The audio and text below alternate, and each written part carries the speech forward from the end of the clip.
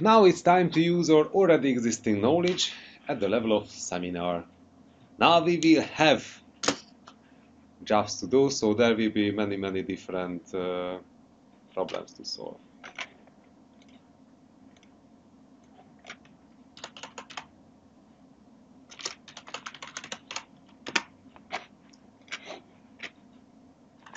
Okay, so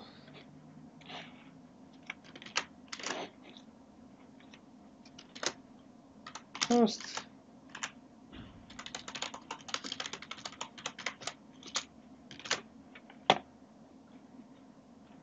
we need future contracts.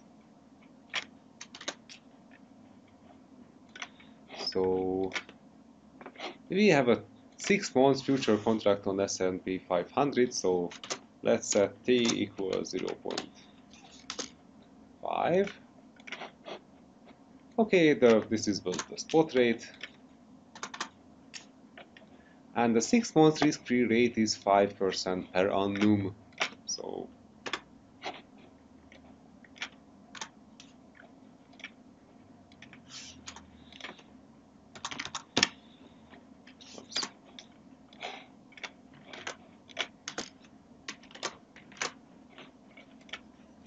it's already annualized, we don't have to care about that one, it's just we know that this is the time span. The average dividend yield on the S&P 500 over the next 6 months is expected to be 2%.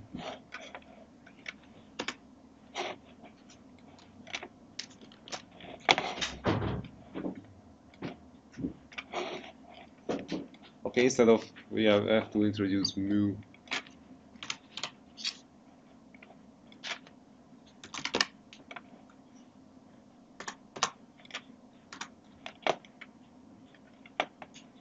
So we started the first seminar. Everything which is yellow, it's always about the question, and the whites are after that the solutions. So these are coming directly from the book, so if you need any further comments from the book, then you can also find there. So yeah, so how can we solve this problem? And we just copied and pasted everything from the PowerPoint. So what is the value of this future contract? Then we can just go back to our friendly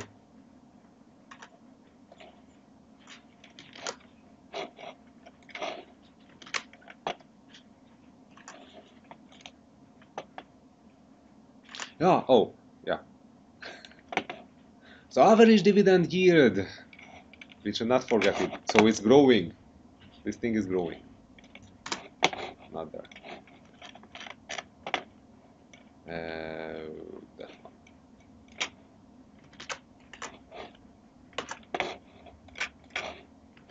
Go between the tabs. So we know that this one is mu, this one is R, this one is T, this one is S0. So if we are executing everything, then it will be 1218. Yay! And this is. And also, if someone wants the solution, it's also written here, so it's nice. And sometimes you can see also functions inside of it, but these are functions for Google spreadsheet, so it's not for Excel. I think that they can be quite the same sometimes, just sometimes they are not. Okay, commodity forward.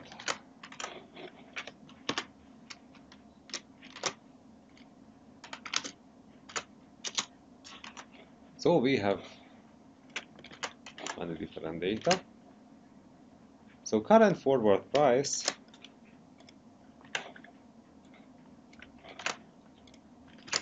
they are speaking in ounces because why to use metric system?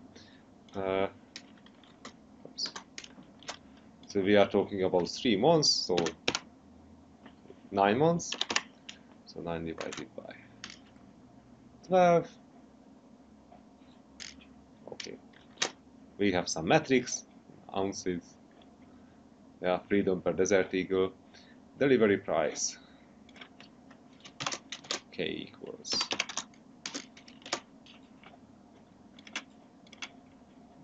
listing and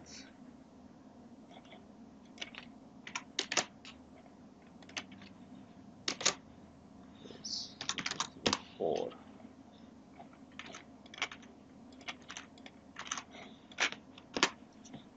So right now we can see, so we should determine, it was always nice to cut out the question mark here, but I think that we should determine the value of this contract, so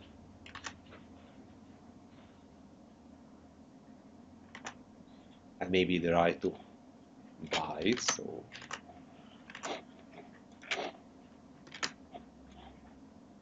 yeah, well, we have a tricky question, and also we have to multiply it with the number, so we have an added value here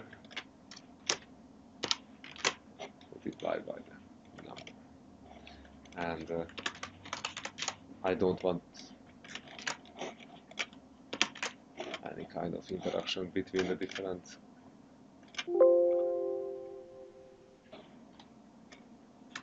yeah, I was chasing my own ideas. Yeah, because after that it works perfectly, so yeah, this one.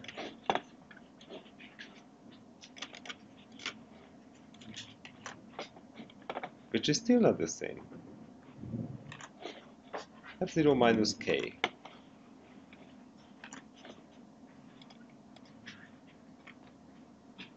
Yeah, because this one is missing.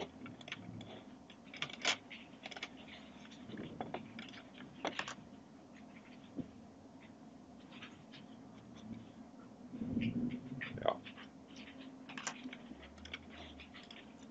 Just several errors. Okay, then we learned so many things today, so we got binary options also.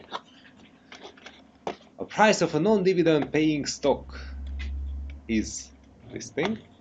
A derivative that pays off 100 if we are going above the threshold of 40 in 1 year. So V is 40. The risk-free rate continuously compounded is this thing, expected growth rate from the stock price is this thing, and the stock price volatility is this one. So, what is the value of this? And now I'm checking that, first of all,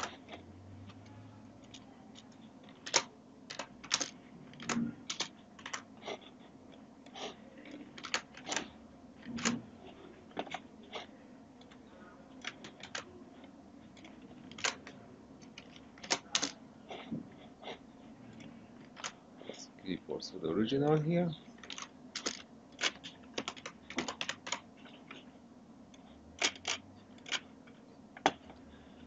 The relative that pays off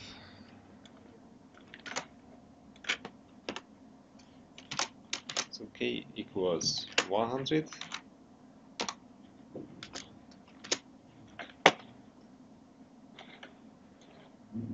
So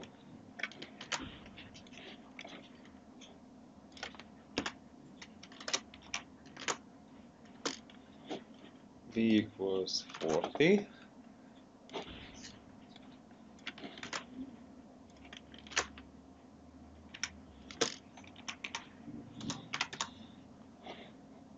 .05 expected growth rate of the stock price mu 0.03 and sigma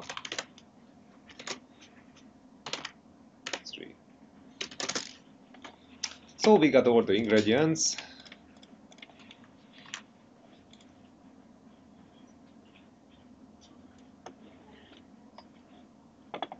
Yeah, just what was missing here, that what is the expected payoff. So first of all, we have to see the probability of going through the threshold, and after that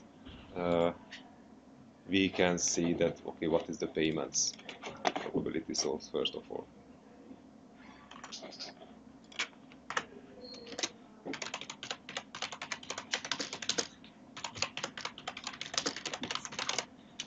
Probability of reaching payment. And this probability of reaching payment is coming from, are we smaller or bigger? Yeah, bigger. So we need the bigger function, this one. That? Yes.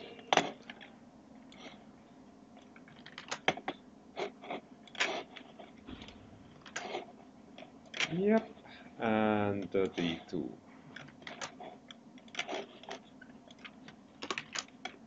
So we are just building from building blocks. Okay, we got S0, we got the V, we got mu, we got sigma, we got time,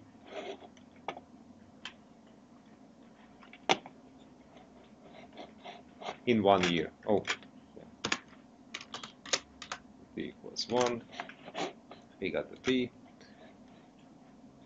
Normal distribution, standard normal distribution, V is defined, S is defined, so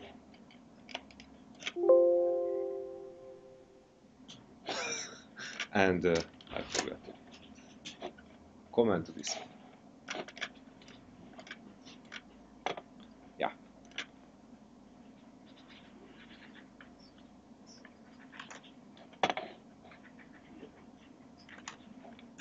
But we don't need that one. So we need the probability. Okay, so it's 15.6% is the probability.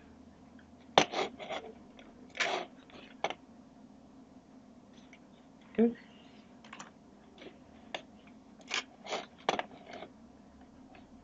Yeah. So still we are able to follow the book, so it's a very good one. Then the next thing is expected payoff equals probability multiplied by the payment. So the value is the expected payment is the 100. So and this is the probability here. So after that we just have to take the present value. So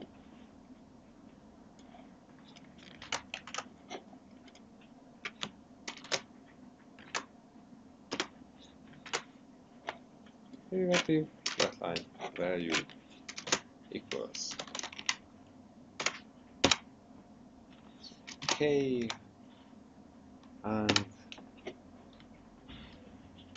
exp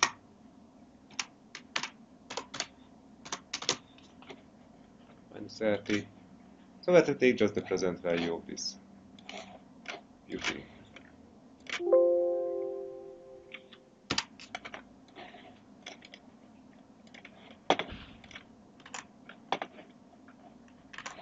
So 15.19 US dollars in USD.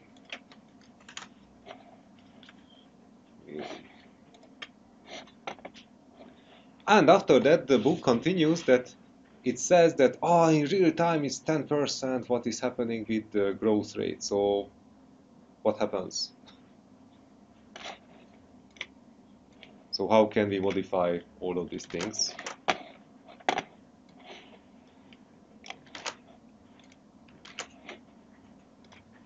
B.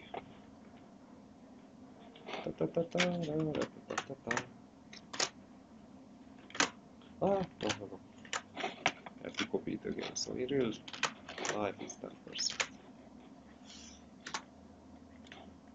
Nothing changes, just we are saying that now instead of 0.03, now it's growing to 0.1. So this is the single thing what is happening. So I don't know, how can I highlight it further? No, I cannot highlight it further. Let's give stars around it and it will be visible for you.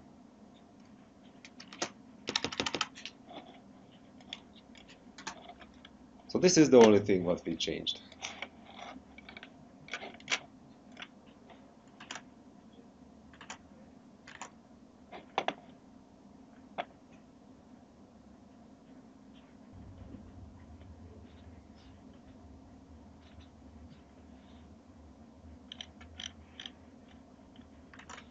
Oh, it's not right.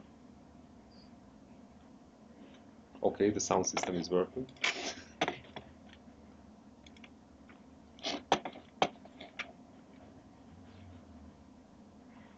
No, I think this one is a typo because the book says that it's yeah. So this is the correct value what we have here.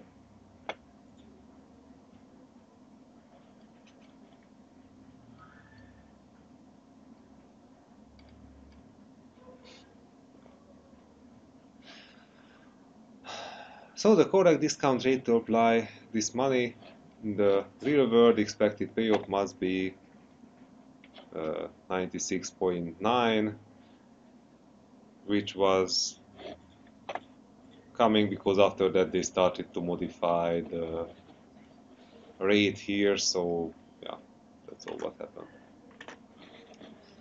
Okay. Scenario analysis application.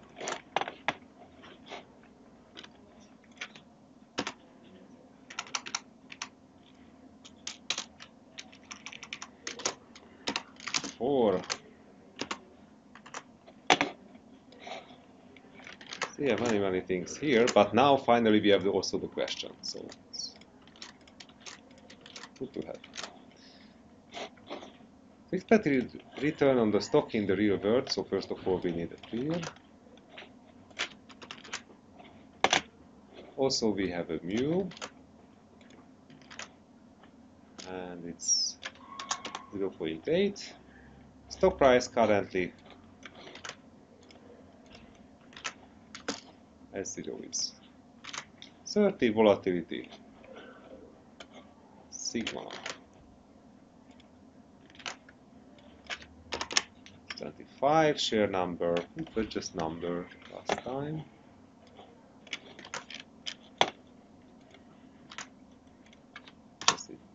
More 0. How much could you lose during the next year? So this is practically, we are thinking about possible losses. Okay, so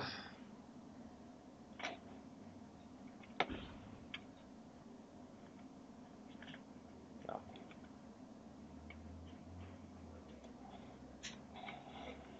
This is what we are looking for because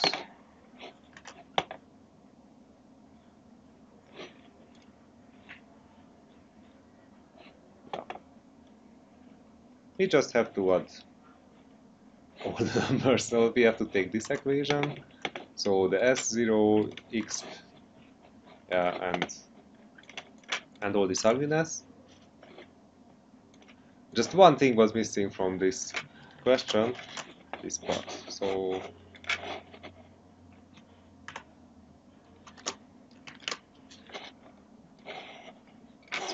the threshold is 5%. Sometimes it's 1. So I know that in many cases in Basel, they are focusing on the 1%, but it's not so. No. This one. This one.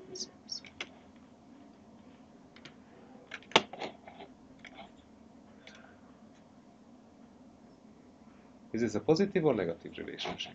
And whatever we are calculating also works.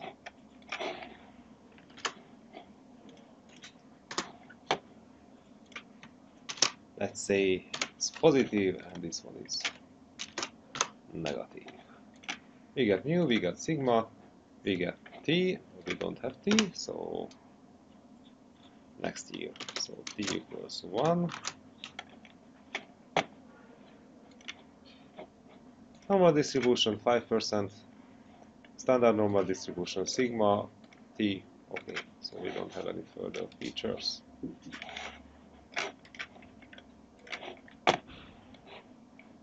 And now we can see that, yeah, so these are the thresholds inside of it. If there is a if we can find a price here, then it's no problem for us, but after that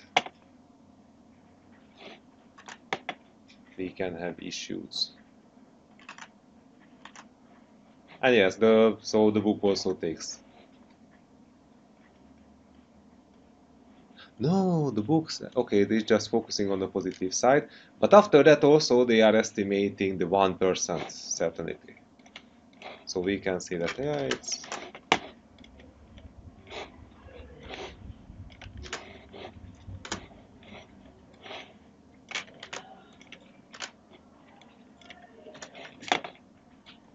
so it's 1, 1,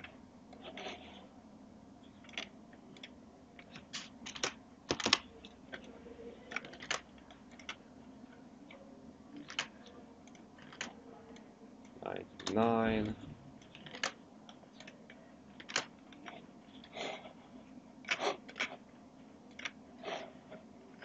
So until we are inside the threshold, also we can be happy people, just as you can see, it allows more fluctuations. Okay, and this one.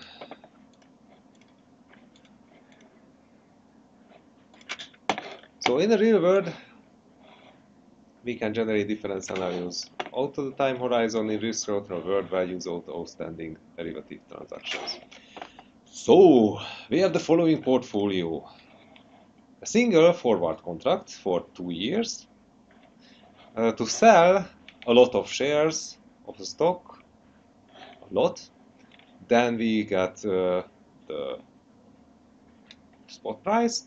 Delivery price at the forward contract is bigger. Risk-free rate is this one. Expected return of the stock, so it increases. Volatility is this number. The value of the portfolio might be after 6 months, and the loss has a probability of 1% of being exceeded. So we get a lot of inputs about the portfolio.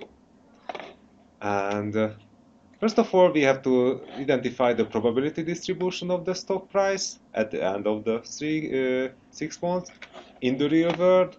And after that, we have to value the forward contract at the end of the 6 months for different stock prices. And then what we can see here to happen. So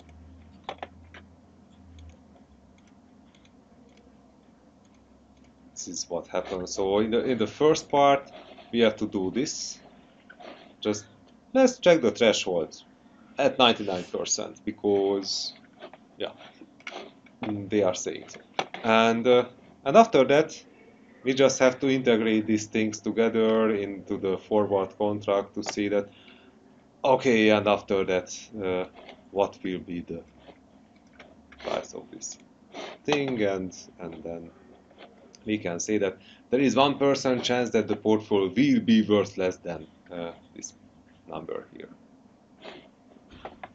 So this is how we can convert from risk-neutral valuation, which is this number here, to a real-world value, because this will be a real-world loss.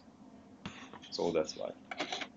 It's an interesting thing, but I think you are completely tired right now, so let's save this one, let's save that one, and you will get this one as a homework.